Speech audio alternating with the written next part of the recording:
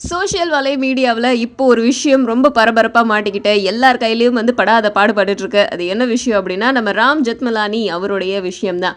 ராம் ஜெத்மலானி இந்தியாவோட ரொம்ப பாப்புலரான lawyer and politician, minister of law and ஜஸ்டிஸில் இருந்தவர். அண்ட் அவர் வந்து ரீசெண்டாக ஒரு ஃபோட்டோவில் வந்து மாட்டிக்கிட்டு எல்லார் இடத்துலையும் வந்து பரபரப்பாக பேசப்பட்டுட்டு வராரு. அந்த ஃபோட்டோவில் ஃபேமஸான ஆக்ட்ரஸ் ஒருத்தவங்களை கிஸ் பண்ணுற மாதிரியான ஒரு காட்சி தான் வந்து ஃபோட்டோகிராஃபி வெளிவந்திருக்கு. இணையதளங்களில் பரவி ரொம்ப பரபரப்பை ஏற்படுத்திட்டு இருக்கு. அந்த ஆக்ட்ரஸ் யாரு அப்படின்னா, the famous musician கிஷோர் குமாரோட வைஃப் லீனா சந்தவாக்கர்.